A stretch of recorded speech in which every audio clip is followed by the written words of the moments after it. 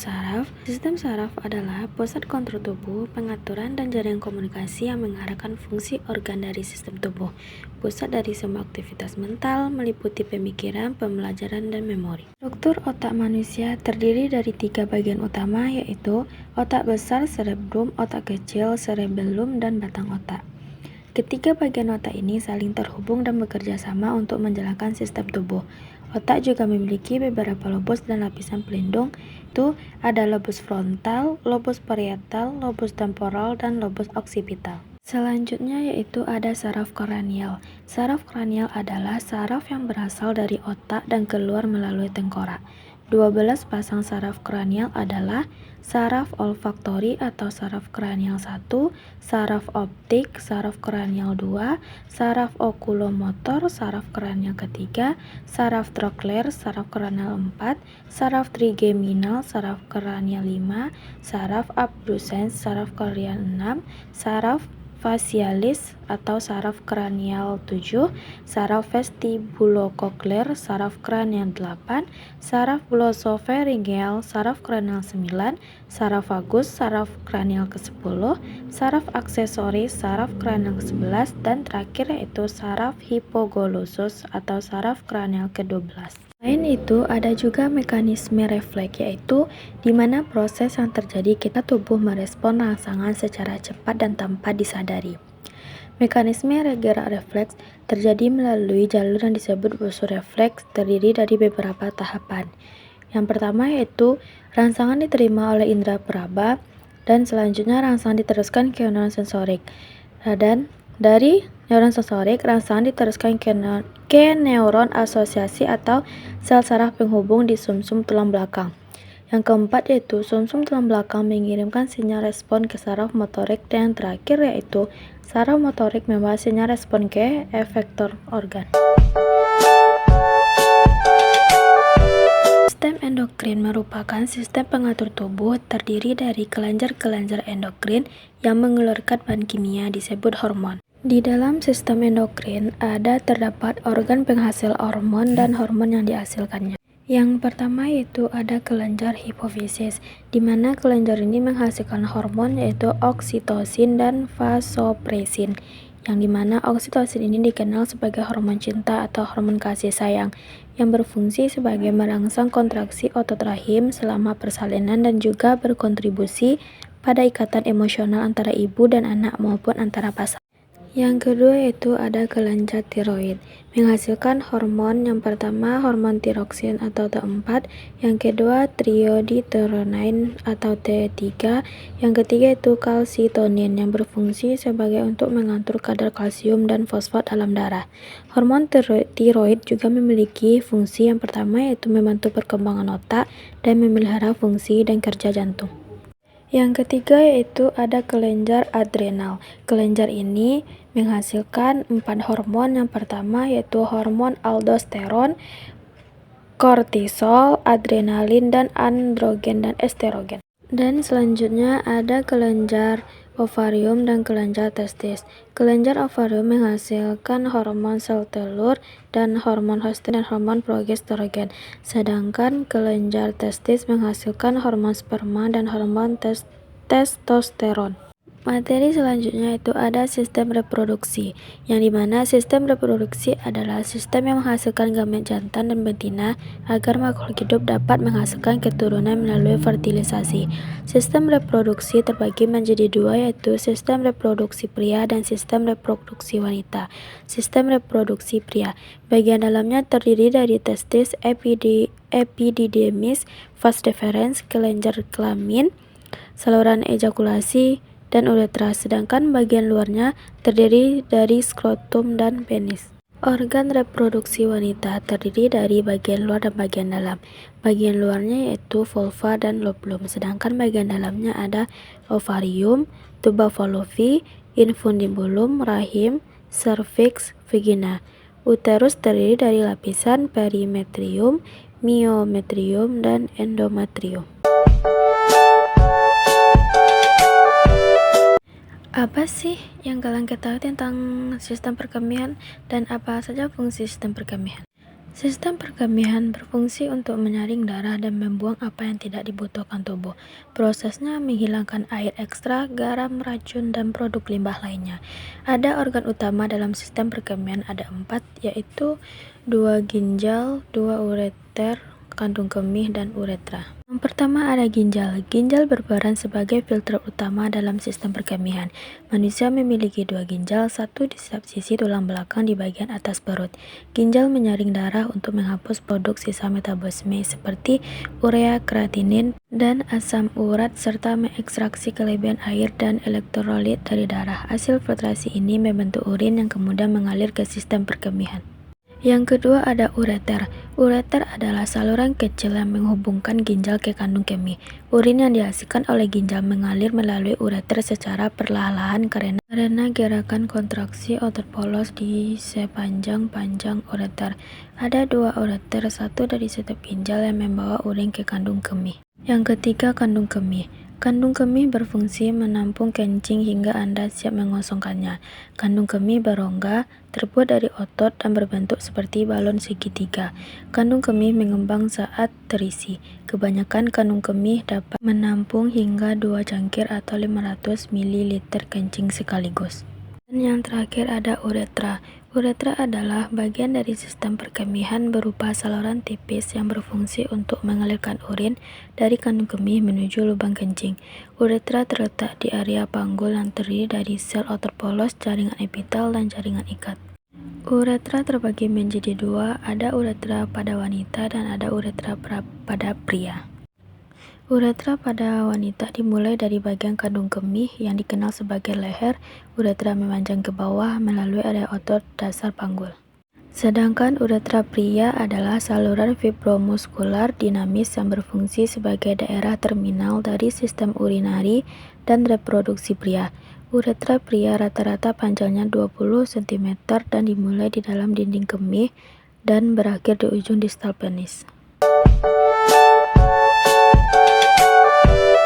Sistem pernafasan terdiri dari organ dan jaringan yang terlibat dalam pengambilan oksigen dari atmosfer, pelepasan karbon dioksida selama respirasi aerobik. Proses ini dikenal sebagai respirasi atau respirasi eksternal. Proses ini memiliki peran vital dalam menjaga suplai oksigen tubuh dan mengeluarkan gas limbah. Selanjutnya ada sistem pernafasan hidung dan rongga hidung. Hidung berperan sebagai pintu masuk utama udara. Di dalam hidung terdapat hidung yang menyaring udara, menghilangkan debu dan partikel, menghangatkan serta melembabkan udara sebelum mencapai paru-paru, dan mengandung reseptor penciuman untuk indera penciuman kita. Yang kedua ada mulut dan rongga mulut. Mulut juga dapat berfungsi sebagai pintu masuk alternal bagi udara. Rongga mulut memainkan peran kecil dalam pernafasan namun penting untuk berbicara dan menelan. Apabila hidung tersumbat, penting untuk bernafas melalui mulut. 3 yaitu ada tenggorokan. Faring menghubungkan rongga hidung dan mulut dengan trakea. Berperan sebagai jalur umum untuk udara dan makanan. Epiglotis, struktur yang berfungsi sebagai penutup di faring mencegah makanan masuk ke trakea saat menelan. Yang keempat yaitu ada laring atau kotak suara. Laring merupakan segmen saluran pernafasan yang keras dan fleksibel yang menghubungkan faring ke trakea. Ini memungkinkan udara untuk melewati sambil mencegah makanan dan minuman menghalangi saluran nafas. Yang kelima ada saluran nafas. Trakea adalah saluran lebar berongga yang menghubungkan laring ke bronkus atau saluran udara paru-paru. Fungsinya adalah memungkinkan aliran udara dari paru-paru. Persiapan ini memastikan udara yang masuk ke paru-paru berada pada suhu dan kelembapan yang optimal untuk pertukaran gas yang efisien. Yang keenam ada bronkus. Bronkus adalah saluran udara utama yang mengarah ke paru-paru. Ketika Anda bernafas, udara memasuki tubuh melalui mulut atau hidung, kemudian melewati laring dan trakea. Trakea bercabang menjadi bronkus di setiap paru-paru. Bronkus memiliki struktur kecil yang disebut silia, yang membantu dalam pengeluaran lendir dari paru-paru untuk menjaga kebersihan dan kesehatan bronkus. Ketujuh ada bronkiolus. Bronkiolus adalah saluran udara kecil yang bercabang di dalam paru-paru, berperan sebagai saluran udara yang menghubungkan bronkus yang lebih besar ke alveoli. Alveoli merupakan lokasi pertukaran gas di mana oksigen diserap ke dalam aliran darah dan karbon dioksida dikeluarkan selama proses pernafasan. Bronkiolus mengarahkan udara ke dalam jaringan difusi yang terdiri dari sekitar 300 juta alveoli. Yang kedelapan ada alveoli. Alveoli merupakan kantung udara kecil yang terletak di ujung bronkiolus. Struktur ini memiliki peran penting dalam pertukaran gas selama proses pernafasan. Di alveolus, oksigen bergerak melalui satu lapisan sel paru-paru memasuki aliran darah secara bersamaan. Karbon dioksida atau CO2 berpindah dari aliran darah ke alveolus.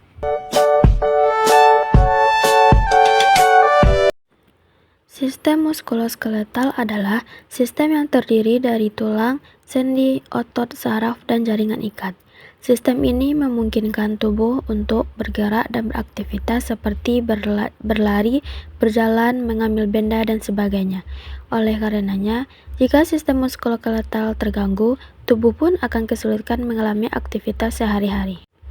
Namun, tak hanya itu, selain mendukung pergerakan tubuh, fungsi lain dari sistem muskuloskeletal adalah membentuk postur tubuh dan melindungi organ-organ penting di dalam tubuh seperti otak, jantung, paru-paru, hati, dan ginjal.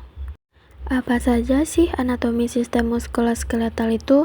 Anatominya ada tulang. Tulang berfungsi untuk menyangga dan membentuk postur tubuh, mendukung gerakan tubuh, melindungi organ-organ penting, serta menyimpan kalsium, mineral, dan fosfor. Yang kedua yaitu sendi. Sendi adalah bagian yang menghubungkan dua tulang. Dan yang ketiga ada otot. 3 jenis otot yang termasuk dalam bagian sistem muskuloskeletal adalah otot jantung, otot polos, dan otot langka. Yang keempat ada ligamen. Setiap sendi manusia dikelilingi oleh ligamen atau jaringan ikat yang kuat dan elastis.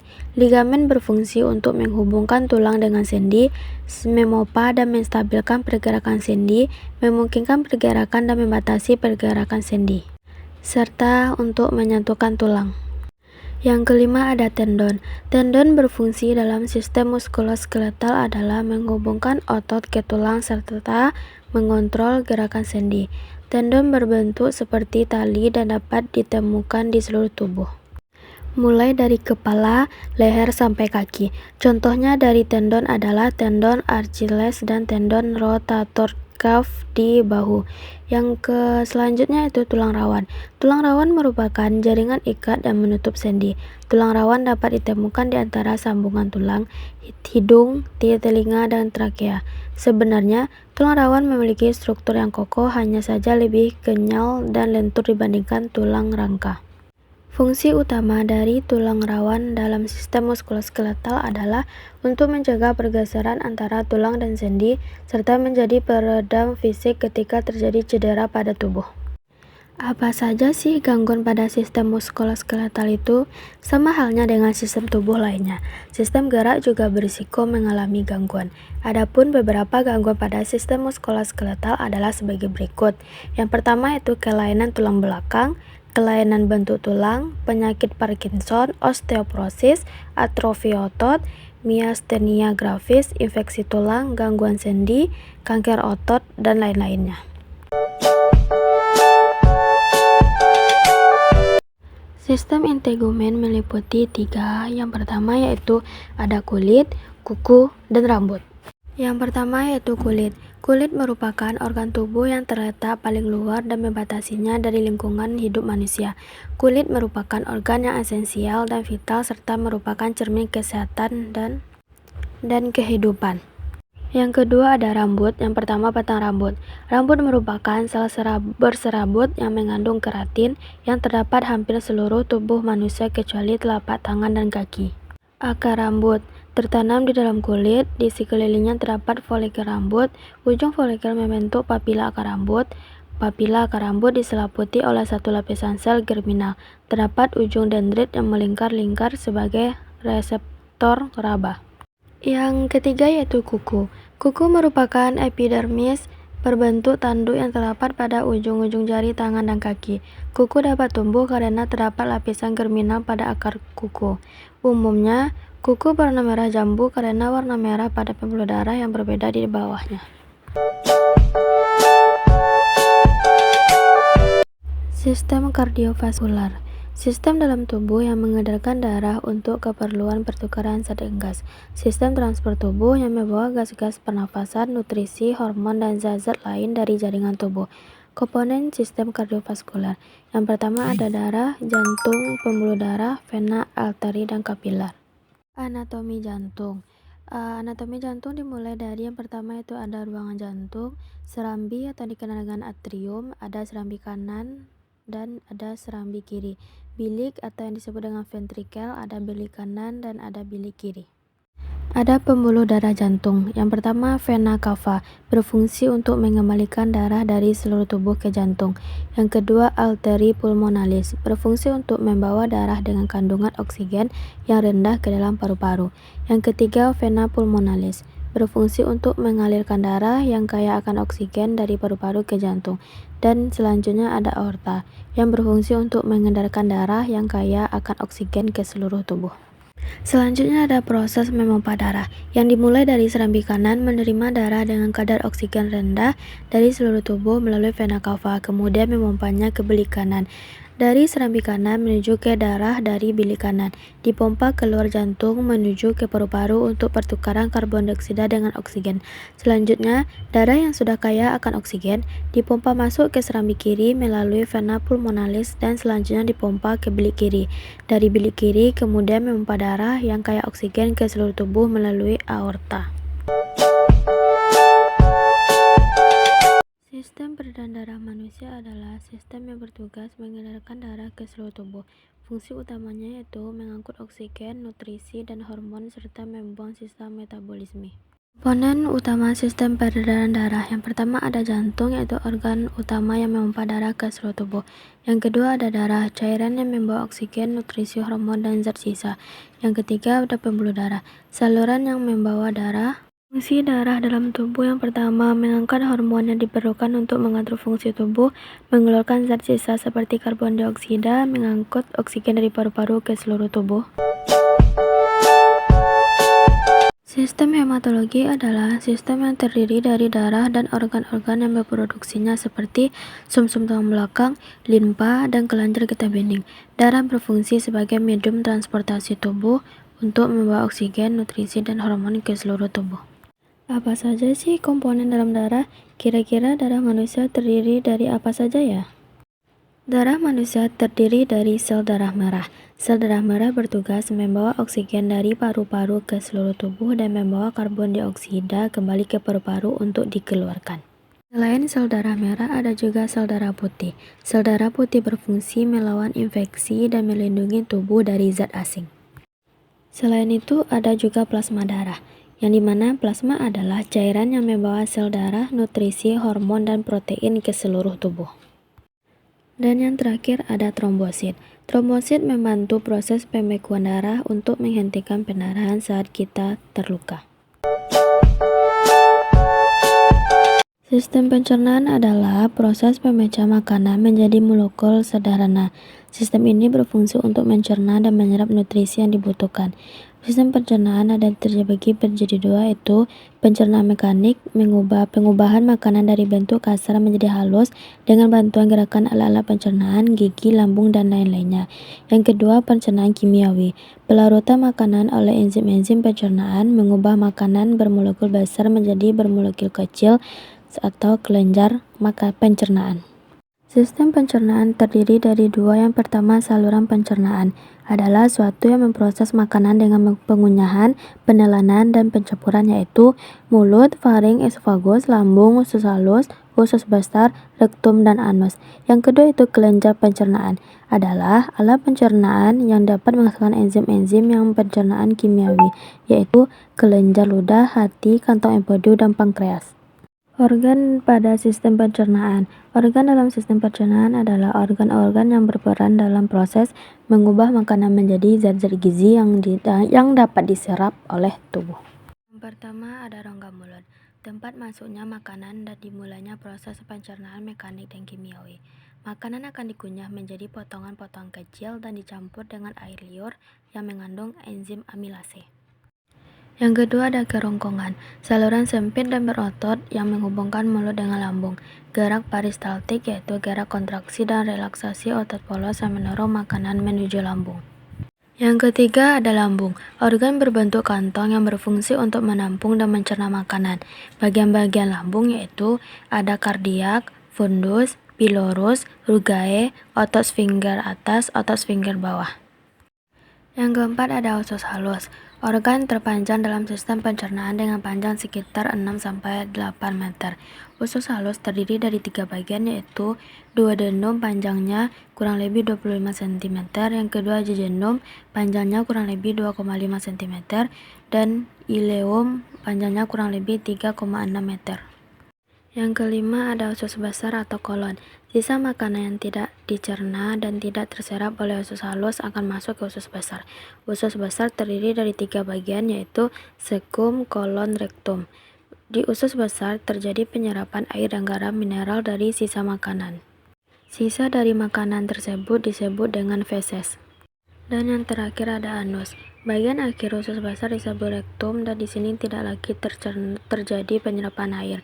Yang kedua, rektum dapat berkontraksi sehingga menimbulkan defekasi. Yang ketiga, defekasi adalah proses pengeluaran zat sisa pencernaan melalui anus. Kontraksi rektum dapat menyebabkan refleks gastrokolik yang dapat dilakukan secara sadar dan otot pencernaan akan berkontraksi sehingga feses terdorong keluar.